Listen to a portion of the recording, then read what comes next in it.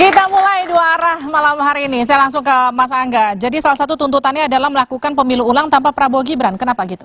Ya, prinsipnya ini tuh bukan tentang menang dan kalah gitu. Banyak orang yang selalu bilang, wah ini karena paslonnya kalah makanya maju. Bukan. Ini bukan tentang menang dan kalah. Ini tentang perbaikan demokrasi kita gitu. Dimana kita berpikir bahwa ini kita akan maju, akan ketemu pilkada nanti di November gitu. Jangan sampai orang merasa bahwa mobilisasi bansos, pemanfaatan PJ, pengarahan aparat hukum itu semuanya jadi cara yang legal kalau mau menang di pemilihan. Makanya perlu diputuskan oleh MK bahwa cara-cara itu salah. Cara-cara itu tidak baik sehingga kita bisa bertemu pilkada yang lebih baik lagi di November 2024 gitu. Jadi ini sekali lagi bukan tentang menang dan kalah, makanya yang didorong adalah pemilu ulang tanpa mengikutkan Gibran. Karena secara faktanya gitu ya, ketua KPU sudah kena pelanggaran etik karena menerima Gibran padahal PKPU-nya belum diubah. Itu salah satu pokok utama. Makanya ketika misalnya nanti Pak Prabowo bertanding lagi dengan calon yang lain dan tetap menang, ya berarti pertandingannya sudah adil gitu.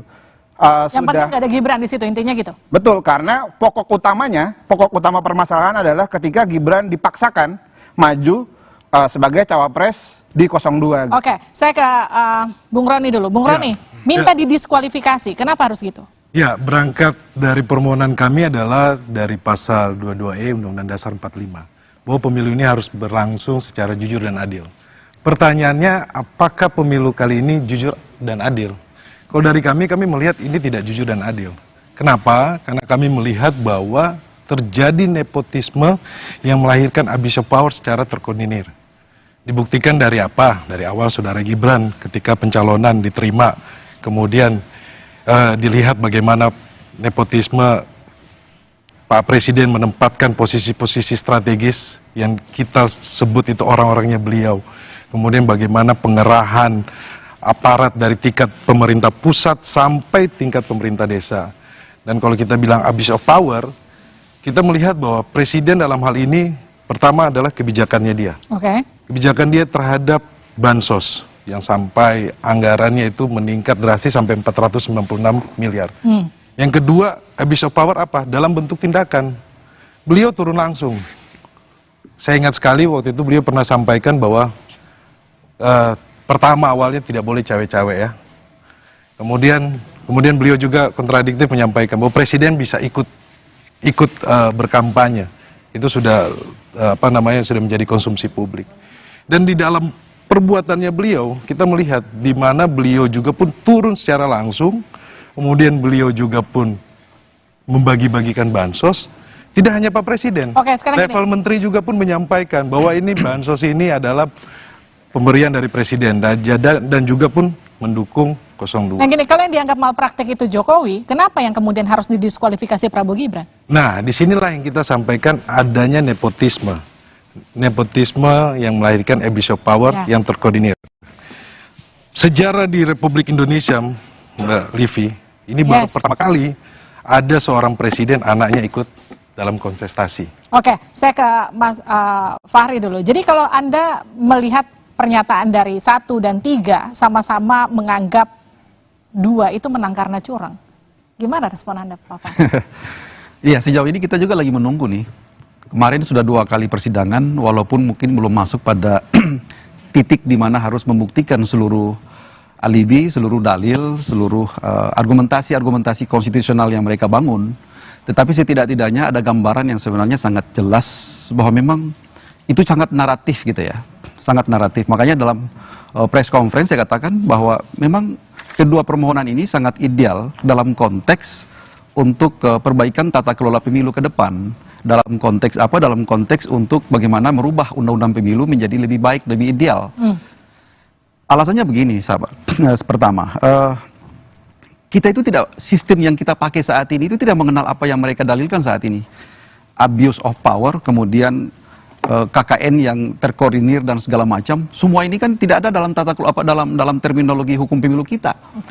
Terminologi hukum yang kita pakai saat ini itu TSM, terstruktur, sistematik, dan masif. Tetapi anggap saja bahwa itu satu kreativitas berpikir dari tim 03 untuk bagaimana menambah satu terminologi hukum baru, yaitu terkoordinasi dan seterusnya. Oke, kalaupun itu asumsi itu yang mau dipakai, kita ingin bertanya, misalnya begini, dalam narasi itu misalnya diangkat menyangkut dengan mulai dari sistematiknya itu mulai dari pengisian lembaga-lembaga negara independen atau State Auxiliaries Independent, misalnya dengan pengisian komisioner KPU yang pada saat itu presiden itu the intruder dengan mengirim orang-orang tertentu misalnya sebagai pansel dan seterusnya dan seterusnya. Pertanyaan kami, sudah 3 tahun ini komisioner ini existing sampai dengan saat ini, nggak ada yang mempersoalkan itu. Kalau andaikan dianggap itu merupakan sebuah produk abuse of power atau satu produk ini karena ada hidden agenda presiden atau pemerintah untuk mencurangi pemilu yang sistemik, kenapa pada saat itu tidak pernah dilawan Kepres sebelum komisioner KPU dilantik pada saat itu untuk dibawa ke pengadilan? Sampai detik ini nggak pernah. Ujuk-ujuk saat ini pilpres dengan hasil yang seperti ini baru orang mulai berpikir, menciptakan kreativitas berpikir yang imajinir bahwa ini dikaitkan dengan karena pada saat itu komisioner KPU ini dipilih oleh orang-orang yang ditunjuk oleh presiden, ada Edi Hirech, ada siapa lagi dari KSP dan seterusnya, lalu pada akhirnya menghasilkan satu resultante pemilu yang dianggap buruk. Jadi ini gini, Anda mau ngomong kalau ini bukan soal kecurangan, tapi soal mereka yang nggak terima kekalahan. Begini, kadang-kadang kita itu harus konsisten dengan kaidah yang kita pakai. Kesisteman yang kita bangun saat ini, itu ada saluran penyelesaian. Ya. Nggak bisa dong, misalnya semua harus kita tumpukan ke Mahkamah Konstitusi. Yang menarik sini Seperti adalah itu. salah satu dalam hal ini panel untuk penerimaan KPU dan Bawaslu itu yang tadi disampaikan dari KSP ya. Iya. Ya, namanya Pak Juri. Pak Juri Ardianto. Pak Juri sekarang ada di tim pemenangan 02. Iya. Ya, ini kan yang menjadi menarik. Jadi begini loh. Tim pemenangan ini baru dibentuk kemarin. Ruang-ruang seperti ini adalah kita coba untuk menghadirkan namanya keadilan substantif. Tidak hanya soal prosedural. Kalau kami memang menyampaikan mengenai nepotisme yang melahirkan abuse of power secara terkoordinir, oke, disampaikan, tidak dimuat di dalam undang-undang pemilu. Kalau buat kami ini adalah kekosongan hukum. Kalau ada kekosongan hukum, disinilah peran hakim untuk menemukan hukum tersebut.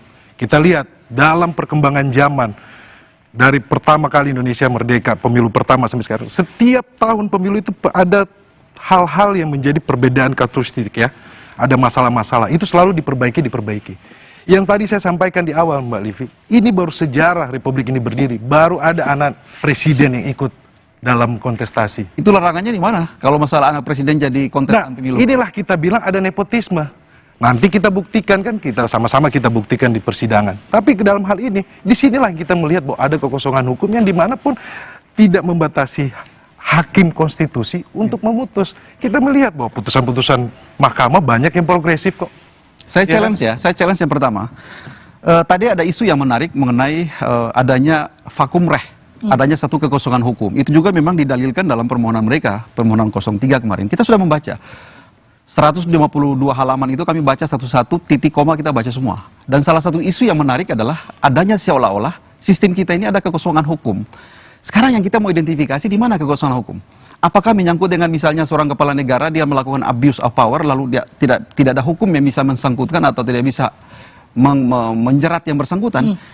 Dalam Undang-Undang Pemilu 7 2017, pejabat negara, penyelenggara negara dilarang membuat keputusan tindakan apapun yang pada hakikatnya menguntungkan pihak lain. Itu nggak boleh. Ada sanksi pidananya. Itu crime. Bukan lagi persoalan pelanggaran yang sifatnya administratif atau etik, tetapi itu crime, itu kejahatan. Setuju. Itu bisa disanksi.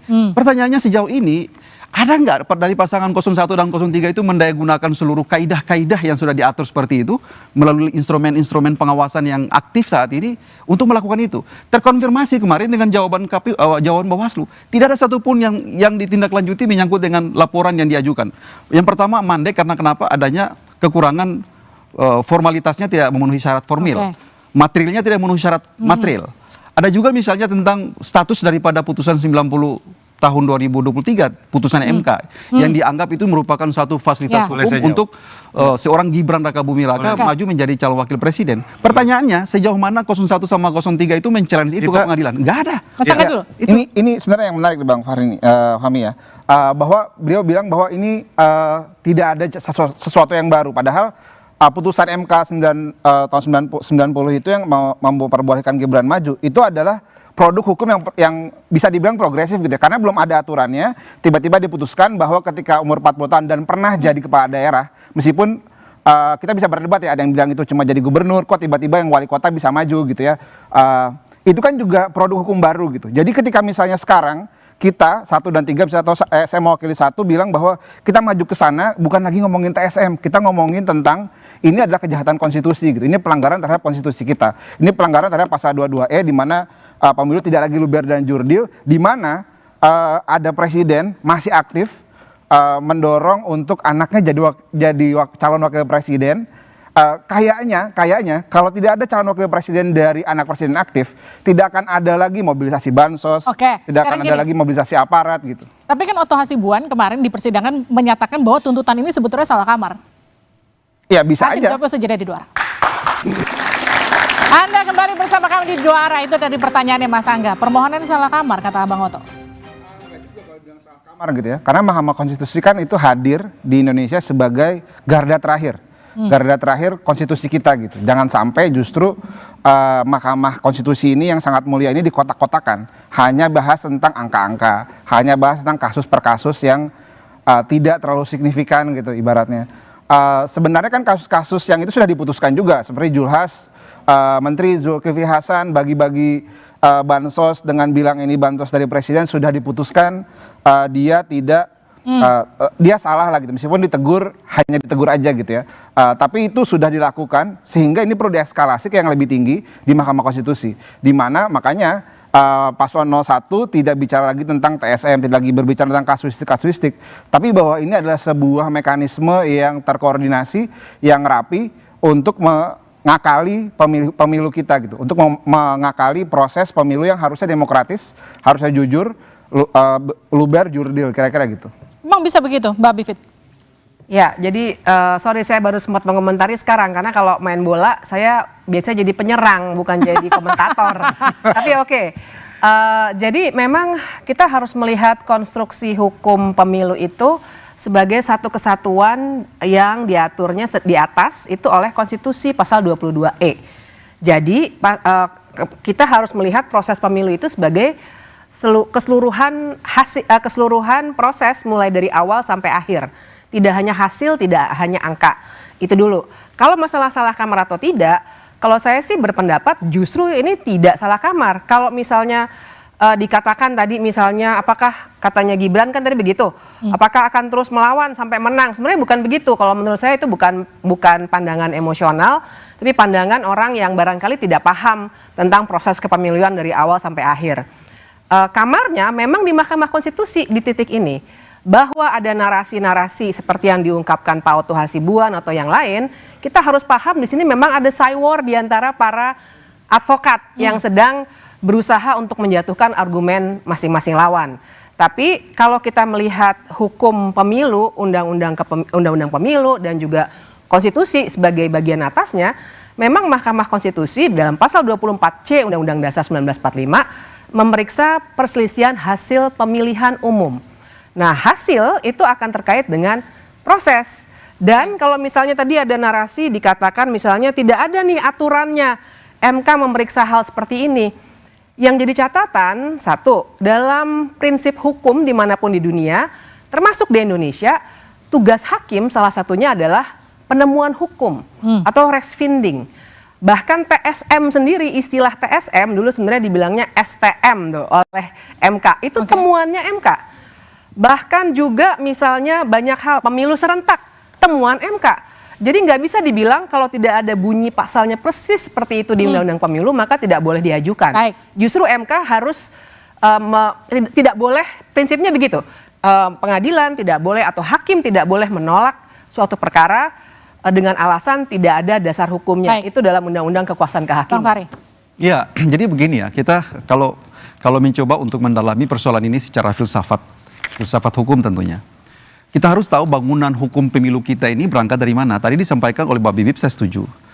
Rumusnya adalah, basisnya adalah pasal 24C ayat 1. Salah satu kewenangan Mahkamah Konstitusi selain kewenangan yang lain, bubarkan partai politik, perselisihan, sengketa kewenangan lembaga negara, impeachment terhadap presiden, salah satunya adalah menyelesaikan hasil perselisihan hasil pemilihan umum. Lalu yang kedua adalah ketentuan pasal 22E. Pasal 22E ayat 1 mengatakan seperti itu. Kaidah-kaidah dasar konstitusionalnya begitu. Pemilu diselenggarakan itu kan untuk harus langsung, umum, bebas, rahasia, jujur dan adil. Luber, jurdil. Itu basisnya itu konstitusional, setuju. Tapi bagaimana cara mengalirkannya? bagaimana cara kira-kira kaidah itu dioperasionalkan kaidah itu. Jadi orang itu kalau misalnya mencoba untuk mengkonsepsikan tentang persoalan election fraud ini, tiba-tiba langsung juntrungannya langsung ke konstitusi, tanpa mereka melihat bahwa ternyata ada aliran kewenangan, aliran atribusi yang diturunkan dari pasal 22E ayat 5. Dikatakan apa? Tata cara menyangkut dengan pelaksanaan pemilu, penyelenggaraan dan seterusnya diatur dengan undang-undang. Disitulah ternyata lalu pada akhirnya diaturlah dalam undang-undang tentang pemilu. Tadi disampaikan saya setuju.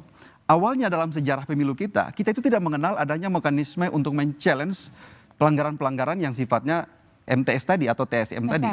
Itu adalah red finding yang ditemukan oleh Mahkamah melalui putusan 45 tahun 2008 pada saat menyelesaikan sengketa Kofifa Indra Parawansa pada saat itu. Hal yang sama juga pada saat itu Mahkamah mempunishment salah satu pasangan calon yang dianggap melakukan election fraud pada saat itu 2010.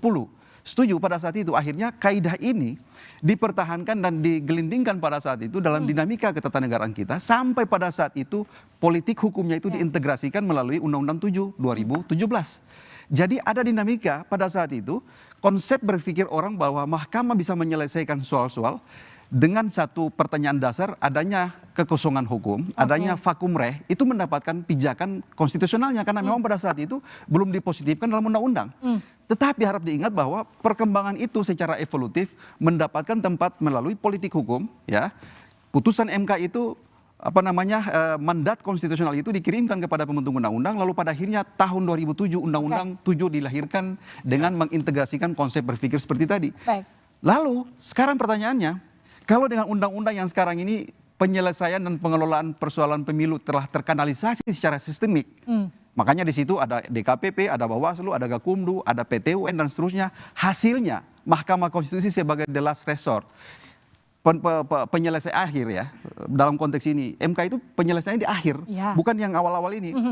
Sekarang ini orang semua membawa persoalan yang ada di bawah ya, semua itu ke atas. Itu bukan begitu cara berpikirnya. Jadi konsep berpikirnya itu rusak seperti itu. Kita tidak bersistem seperti itu. Ya, gitu. Saya pikir beginilah. Kita coba mengikuti alur berpikir ya, bahwa kalau memang mahkamah ini tidak berwenang untuk memeriksa perkara ini, saya coba berpikir begini ya, ada satu peristiwa di mana semua proses pemilu sudah berjalan, tetapi di dalam perjalanan tiba-tiba ada pelanggaran hukum, di mana pelanggaran hukum itu akhirnya dibawa ke Mahkamah Konstitusi. Di dalam Mahkamah Konstitusi akhirnya diputus, didiskualifikasi. Ini sama saja juga karena saya ikut proses dari awal ya. Ada peristiwa di mana saudara Gibran ini didaftarkan sebagai cawapres menggunakan PKPU 19 2023. Kemudian berdasarkan PKPU 19 2023 yang belum dirubah, itu diajukan penetapannya. Di dalam penetapannya kemudian ada kelompok sipil masyarakat yang mengajukan keberatan. Mengajukan keberatannya lewat mana? Mereka ke Bawaslu. Kemudian lewat Bawaslu tidak ditanggapi, akhirnya mereka ke DKPP. Kemudian di dalam DKPP tanggal 5 Februari diputuslah bahwa KPU melawan hukum dengan ini sanksi melalui etik. Nah, dalam proses ini menurut saya, ini kan putusannya tanggal 5 Februari. Ini kan semua proses berjalan, kemudian tanggal 14 pencoblosan. Kalau hari ini kita menguji di Mahkamah Konstitusi, biarlah hakim nanti menilai gitu loh. Karena di putusan DKPP bahwa KPU itu melanggar hukum karena menerima pencalonan cawapres saudara Gibran. Oke. Ya.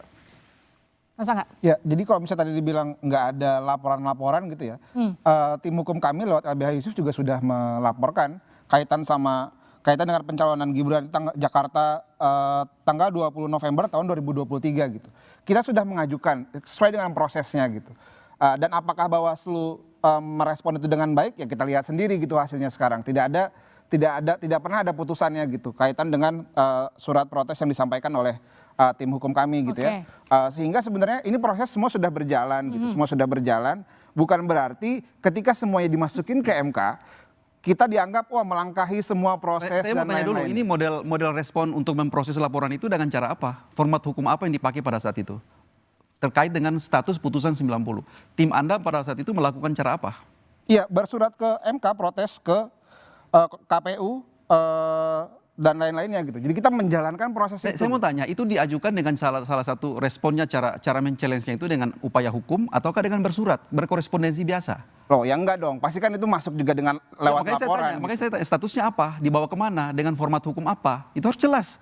Karena kenapa produk yang dikeluarkan oleh KPU itu kan ada payung hukumnya. Betul. Apakah keputusan, apakah peraturan, ataukah penetapan biasa. Kalaupun seperti itu ada model penyikapannya. Kalau itu keputusan KPU, challenge-nya ke pengadilan. Jangan di-challenge ke Bawaslu, apa namanya, ke KPU dengan bersurat segala macam. Ada ruangnya dia naik ke Bawaslu, Iya. yang ke DKPP, Kan ada ceritanya yang kan lain. begini Masa ceritanya. terus jadinya ini harus ke pengadilan lagi. Jadi begini. Ini yang jadinya Ini kan ada- main narasi itu di sini gitu. Ini main narasi itu. Ditanya bahwa apakah paslon Anda melaporkan, sudah melaporkan. Apakah diproses, sudah diproses. Apakah hasilnya ada atau tidak, kan kita serahkan itu ke Bawaslu dan DKPP. Jadi ketika ini ada pertanyaan terus dijawab, ada pertanyaan terus dijawab, jangan diputar-putar lagi, gawangnya Iya jangan kan kita pindah-pindah punya. gitu. Jadi Dalam begini. tata hukum kita, itu yang jadi. dalam tata hukum kita itu kan format pengajuan atau penyikapan atau men-challenge satu produk lembaga negara itu ada tata caranya, ada adabnya. Nah kalau kita tidak cuma hanya bersurat dengan korespondensi biasa pasti dianggap tidak memenuhi syarat. Tapi kalau Anda melakukan dengan standing yang jelas, standing hukum yang jelas pasti disikapi. Makanya saya katakan tadi, ini bawa di kamar mana? Di kamar KPU Oke. atau kamar PT UN? Paslon Amin itu sudah ada 150 laporan gabungan dari pusat dan daerah ke Bawaslu, ke DKPP, ke segala macamnya, ke semua ruang yang disediakan oleh produk hukum kita gitu. Tidak semuanya direspon dengan baik. Bahkan ada beberapa contoh yang hanya dijawab oleh Bawaslu bahwa kasus ini tidak memenuhi syarat material. Tapi tidak disebut syarat material apa nih yang tidak dipenuhi gitu. Cuma SMS aja. Cuma disebut aja ini tidak memenuhi syarat material. Oh iya, kalau tidak memenuhi syarat material yang mana yang tidak dipenuhi, kan itu harus dijelaskan. Nah, dengan cara seperti itu membuat prosesnya kok kita udah ngajuin, responnya tidak baik gitu ya, responnya tidak sesuai dengan apa yang kita harapkan, terus itu dianggap berarti mekanisme Anda salah dan segala macamnya gitu.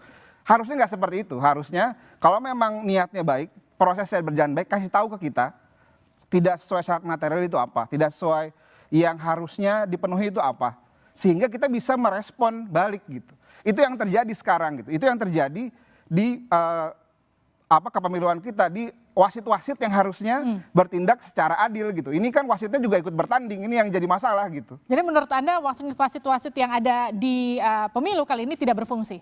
Iya, Nanti tidak dijawab berfungsi saja, seperti seharusnya. Oke, saya langsung ke Bang Fahri. Bang Fahri, tapi Pak Todung di persidangan bilang nggak ada aturan untuk melakukan pemilu ulang. Iya, jadi kita ini kan memang tidak ada terminologi untuk pemilu ulang. Yang ada itu adalah pemilihan umum untuk pilpres itu putaran kedua. Bisa ulang itu tapi parsial. Artinya kalau nanti dalam persidangan ini, pemeriksaan persidangan ini ditemukan fakta-fakta yang memang sangat intolerable bahwa memang adanya satu keadaan yang memang harus direcovery dengan cara apa? Dengan cara memerintahkan untuk pengulangan. Apakah ulang ini dalam konteks pemilu uji petik, ataukah mungkin pencoblosan ulang pada beberapa kecamatan atau bagian atau provinsi dan seterusnya. Tapi terminologi untuk pemilu diulang dari awal itu memang nggak ada. Karena memang pembentuk konstitusi kita ini memang tidak pernah merancang untuk nanti sistem kita seperti itu. Kenapa?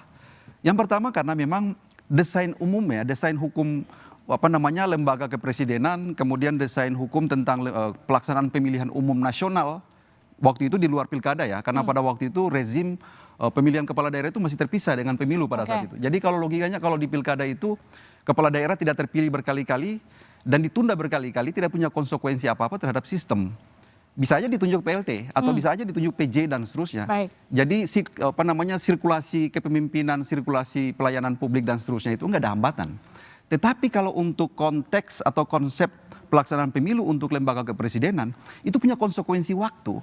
Karena pertama kita ini sistemnya adalah pemerintahan presidensial, jabatan masa presiden itu fixed term, dia harus berakhir pada satu waktu tertentu yang ditentukan oleh konstitusi. Kebetulan kalau di kita ini di Indonesia ini 20 Oktober presiden itu sudah harus selesai. Intinya gini, jadi menurut Anda itu nggak mungkin? Sangat tidak mungkin karena kenapa? Sangat berbahaya gitu loh. Sangat berbahaya terhadap sistem ketatanegaraan kita. Itu berpotensi terjadi seperti itu. Makanya itu dihindari kaidah itu. Kalau dibilang tidak pernah ada, belum pernah ada, sama wali kota belum 40 tahun sudah jadi wapres juga belum pernah ada di Republik ini gitu. Tapi MK memutuskan itu. MK memutuskan bahwa sebelum 40 tahun itu boleh maju jadi cawapres. Itu juga sebelumnya belum pernah ada. Sehingga dalam konteks hari ini kita bisa berharap bahwa hakim-hakim MK ini progresif gitu. Kita tahu hakim-hakim orang-orang yang duduk di hakim MK sekarang adalah orang-orang yang punya integritas gitu. orang yang melanggar sudah tidak duduk lagi di situ gitu ya. Sehingga kita bisa berharap ada putusan yang progresif gitu. Kalau misalnya putusan MK yang dulu adalah belum 40 tahun boleh jadi wakil presiden, calon wakil presiden, jangan-jangan hari ini juga karena masih ada waktu 8 bulan sampai 5-6 bulan sampai Oktober gitu ya. Ada juga putusan bahwa ya udah pemilu ulang dengan mendiskualifikasi calon yang tidak layak sebagai calon wakil presiden, dan itu ada di hukum di praktek pilkada di Indonesia ada gitu. Ini rujukan konstitusionalnya di mana? Nah, tadi saya contohkan di pilkada, Nggak di bisa Boven apple, Digul dan nggak di bisa apple to apple antara Yalingo praktek di itu pilkada dengan pilpres nggak bisa. Kalau saya putusan sih MK tahun berpendapat 85 2002 bilang bahwa pilkada dan pilpres itu sudah setara. Makanya Jadi, selama itu menjadi putusan mahkamah, Betul, tentunya jadi itu berdasar- menjadi Tidak, saya mau katakan menjadi- begini, jadi tidak bisa diklaster ini pilkada atau ini pilpres. Makanya saya Karena katakan terkait tadi dengan begini, bagusnya pemilu, dalam kan? membaca konstitusi itu, rohnya dari konstitusi itu, makanya saya ajak Anda nantinya satu ketika membaca risalah perdebatan perubahan Undang-Undang Dasar 45. Kenapa dalam situasi apa pasal itu dilahirkan? Kepanjangan. Dalam situasi apa? MK 85 2022 bilang pilpres, rezim pilpres dan pilkada itu setara. Jadi apa yang diputuskan di pilkada itu bisa juga berlaku di pilpres gitu. Itu logika falasi namanya. Itu Kalau gini, kan saya putusannya jelaskan. MK, kok Saya jadi falasi? dengar dulu, saya jelaskan tentang putusan MK tahun 2020. Ini kan putusan 85 kan? Putusan 85 ini merupakan kelanjutan dari putusan 55 tahun 2023 pada saat itu. Ini yang diajukan kan teman-teman Perludem pada saat itu. Oke. Kami baca detail persoalan itu. Ini persoalan penegasian, persoalan pengintegrasian sistem pemilu antara rezim pemilu pilkada dengan rezim pemilihan umum. Apa yang menjadi masalah di situ? Karena untuk rezim pemilihan kepala daerah pada saat itu, Undang-Undang 10 2016 mengharuskan, meniscayakan untuk dibentuk satu lembaga peradilan khusus Baik. Ya, untuk kalau- menyelesaikan sengketa pilkada. Nah, karena konsekuensi ini sudah disatukan, maka lembaga peradilan ini Oke. dianggap sudah tidak relevan. Akhirnya semua disatukan ke Mahkamah Konstitusi. Itu bukan landasan untuk menjustifyin pikiran untuk nanti pilpres ini bisa diulang. Itu Baik. nggak ada itu. Jangan salah berpikir Kalau seperti kami, itu. kalau Itu kami, berbahaya itu. Kalau kami dengan semangat bagaimana kami mengembalikan demokrasi yang sekarang sudah carut marut. Jadi demokrasi substantif tidak tepat itu terhadap demokrasi prosedural. Jadi bicara soal nanti ada pemilihan ulang, menurut saya bisa saja kok. Karena memang kan sudah diatur di awal bahwa nanti ada putaran kedua. Jadi menurut saya mungkin dari rekan-rekan pengacara dari Norbert, Terminologi putaran kedua dengan ulang itu tidak beda usah loh. terlalu panik, jadi sampai jadi tolong, ini kan kewenangan hakim juga pun ada, dan kita serahkan saja ke hakim dan nanti kita buktikan gitu loh. Jadi tidak perlu sampai bilang Baik. kita khawatir jangan sampai ini tidak ada. Sebenarnya begini Mbak Kita ya. ke Mbak Bivit dulu. Mbak Bivit, gimana Mbak Bivit? Kalau saya begini Mbak Livi, saya nggak mau pakai dasar argumen saya bukan analogi ya, tapi memang bagaimana kita melihat peran hakim dalam melakukan penemuan hukum itu. Karena kita harus lihat konteksnya bahwa yang harus dilakukan oleh hakim adalah mencari keadilan sesubstantif mungkin. Nah, kalau kita dari awal, dari pertanyaan Mbak Livi tadi kan kita seakan-akan dihadapkan pada situasi bahwa nggak mungkin nih 20 Oktober kita menghasilkan presiden baru. Menurut saya nggak adil kalau keadilan ditempatkan dalam konteks waktu seperti itu. Oke, jadi gimana? Nyatanya kalau memang ada pemilu ulang, waktunya masih cukup. Ini kita bicara 6 bulan, bukan 6 hari. Baik. Kita masih punya, misalnya yang saya baca, kalau 01 di dalam permohonan nggak ada tanggal, tapi 03 saya ingat menyarankan 24 Juni 2024. Menurut saya waktunya cukup karena DPT sudah ada, maksudnya dan kita tidak membicarakan lagi juga pemilu ulang untuk legislatif misalnya begitu ya. Nah tapi itu satu hal. Yang kedua adalah saya mau bicara penemuan hukum tadi karena saya ingin meletakkan konteksnya dalam hal kekosongan hukum. Mahkamah Konstitusi memang bisa melakukan terobosan-terobosan seperti itu yang sifatnya penemuan hukum. Misalnya 2020 pilkada di Saburai Jua itu sebenarnya proses ke MK itu sudah selesai, sudah tutup buku. Tapi MK waktu itu dengan berani dia bilang oke, saya tetap mau lakukan deh pemeriksaan dan kemudian diadakan PSU karena ternyata si orang yang menang itu kewarganegaraannya bukan Indonesia dan MK merasa dia harus memberikan keadilan yang seadil-adilnya. Jadi jika MK kemudian nanti akan memutuskan ada pemilu ulang, sebenarnya boleh saja, bisa saja dan tidak melanggar konstitusi. Kita harus kembalikan lagi tuh antara tadi kan Bang Fahri logikanya adalah pasal 22E turunnya ke Undang-Undang Pemilu. Itu betul, tapi faktanya Undang-Undang Pemilu tidak mengcover hal-hal yang hari ini kita bicarakan. Karena memang ini unprecedented, ini 2017 lagi undang-undangnya. Bang Fahri. Sehingga kita harus balik kepada prinsip di 22E, tidak bisa berhenti di Undang-Undang 7 2017. Ya, jadi kalau kami begini ya, kalau berpikir konseptualnya seperti ini, kita kembali kepada dasar kita dalam bernegara. Tadi saya bukan terganggu dengan yang disampaikan oleh Mbak Bibi tadi tentang seolah-olah kita ini menyandarkan penegakan keadilan substantif dengan pelaksanaan pelantikan presiden di 20 Oktober. Ya. Sekarang kalau kayak begitu, kita juga bisa berpikir dengan satu cara berpikir spekulatif thinking, katakanlah seperti itu. Misalnya permintaan dari teman-teman 03 pelaksanaannya itu Juni 2024, ya pemilihan Pilpres ulang. Lalu pada saat itu berkontestasi. Pertanyaan kemudian, apakah tidak berpotensi untuk nanti digugat ke MK di antara mereka berdua ini? Kalau mereka berdua ini berkontestasi, lalu ada yang merasa bahwa ada yang dicurangi dan segala macam, terbuka pintu untuk MK harus mengadili persoalan itu. Pertanyaan-pertanyaan ini bisa kita lahirkan ada sekitar 1000 pertanyaan. Ya, berkaitan dengan implikasi teknis yang mengganggu siklus ketatanegaraan kita. Tapi saya tinggalkan itu perdebatan sebenarnya bukan di ranah ini, karena ini adalah sengketa konkret, sengketa spesifik yang berkaitan dengan kasus-kasus in case. Jadi kita tidak mendebatkan tentang persoalan abstrak norm. Bukan debat abstrak norm itu artinya menguji undang-undang dan norma konstitusi. Sekarang gini, singkat saja pertanyaan saya. Bisakah pemilu atau pilpres itu diulang? Nggak bisa. Nanti bisa jeda. Pilpres itu sudah ditentukan strict. Nggak boleh dimundurkan, tidak boleh dimajukan. Tidak boleh kekuasaan itu mengalami vakum of power sedetik pun.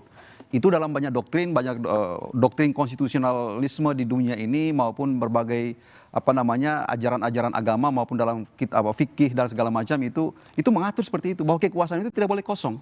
Nah, dalam rangka itulah pemikir hukum ya, dalam mengkerangkakan hukum pemilu kita, dalam mengkerangkakan sistem konstitusi kita, itu mengatur seperti itu. Ada siklus yang memang secara tetap, itu tidak boleh terganggu. Karena kenapa konsekuensi dari kalau terjadi kekuasaan ini menjadi kosong, adanya kekosongan kekuasaan, itu berimplikasi kemana-mana. Rusak kita. Jadi tidak boleh gitu. Jadi apapun yang dilakukan oleh MK harus berangkat dari prinsip itu. Bang Angga, Anda yakin gugatan Anda akan dikabulkan MK? Iya, kami yakin gugatan akan dikabulkan oleh MK karena tadi jurisprudensi sudah ada, putusan MK tahun 85 PU XX 2022 bilang bahwa pilkada dan pilpres itu sudah setara posisinya gitu ya, disaburai juga, bahkan ketika bicara mobilisasi bansos di Sumatera Selatan waktu itu juga ada pemilihan suara ulang, sehingga fakta-fakta itu, jurisprudensi itu membuat kita yakin bahwa pilpres ini bisa diulang dengan mendiskualifikasi paslon tertentu. Karena tadi berpegang pada pemilu ini harus luber, jurdil, tidak boleh ada nepotisme di antaranya, tidak boleh ada pengarahan aparat di antaranya, karena pengarahan aparat dan lain-lainnya, kebijakan bansos yang meningkat tajam gitu ya, di Januari 2003 sampai Januari 2024, itu bisa jadi nggak ada kalau wakil presidennya bukan anak presiden. Baik, saya ke Bang Roni. Bang Roni, kalau tadi kata Bang Fahri nggak mungkin pilpres itu akan diulang. Jadi keyakinan apa yang kemudian Anda pedomani sehingga tuntutan Anda bisa dikabulkan? Saya pikir Bung Fahri tadi menyampaikan dalam situasi normal. Di dalam keadaan yang sekarang ini, Mbak Livi, saya kemarin ikut sidang. Saya itu biasanya melihat itu ada 9 hakim konstitusi. Tapi hari ini tidak ada 1 hakim konstitusi. Artinya apa? Mahkamah Konstitusi kehilangan 1 pilar, yaitu hakim konstitusi. Proses yang berjalan ini dimulai dengan adanya putusan MK 90. Maka menurut saya dalam hal ini hakim bisa memutus dan juga bisa menggunakan hati nuraninya dengan melihat peristiwa-peristiwa yang terjadi belakangan ini untuk mengembalikan demokrasi kita, untuk mengembalikan konstitusi kita. Oke, saya ke Mbak Bivit. Setiap pemilu, utamanya pilpres, selalu ada tuntutan, selalu ada tudingan kecurangan. Tapi apakah mungkin mengubah hasil yang sudah ditetapkan? Tugas Mahkamah Konstitusi memang mengubah hasil, itu tugas MK. Cuma selama ini tidak pernah betul-betul bisa dibuktikan perubahan hasil itu harus dilakukan. Nah, kalau pertanyaannya perlukah pemilu ulang, menurut saya perlu. Bukan untuk kemenangan 01 atau 03 ataupun mengalahkan 02. 02 nanti menang lagi juga buat saya tidak masalah, tapi pemilu ini perlu diperbaiki kualitasnya. Dan saya juga tetap percaya bahwa nggak boleh ada kekosongan power. 20 Oktober tetap jadi deadline kita untuk melantik presiden baru. dan kita serahkan itu teknisnya kepada KPU. Jangan lupa sebenarnya kita sudah punya daftar pemilih. Kemudian kemarin saja kampanye 75 hari, ini 6 bulan kita masih punya sisa. Jadi artinya dengan konsekuensi perubahan deadline dan lain sebagainya, tetap 20 Oktober 2024 kita jadikan deadline yang fix, tidak akan diperpanjang sama sekali ataupun ada kekosongan hukum. Tapi perlu ada pemilu ulang. Saudara, Mahkamah Konstitusi masih menggelar sidang gugatan hasil Pilpres 2024. Masing-masing pihak diberi kesempatan untuk menyampaikan argumentasi dan juga bukti. Perang narasi sudah pasti terjadi di ruang sidang Mahkamah Konstitusi. Namun, pada akhirnya bukti-bukti yang kuat dan juga akurat yang akan jadi pijakan majelis hakim dalam membuat putusan. Pihak penggugat harus bisa menjelaskan dan juga membuktikan bahwa telah terjadi kecurangan yang terstruktur, sistematis, dan juga masif dalam Pilpres. Bukan hanya melontarkan tudingan tanpa argumentasi dan juga bukti. Kita berharap Mahkamah Konstitusi bisa membuat putusan yang adil sesuai bukti dan juga keterangan saksi yang dihadirkan di ruang persidangan. Majelis hakim diharapkan bisa memberikan keadilan yang substantif dan bukan hanya legal administratif agar dugaan kecurangan terkait Pilpres bisa segera dituntaskan dan tak menyisakan bara dalam sekam. Demikian Dua Arah, Seliviana Cerlisa, terima kasih, selamat malam.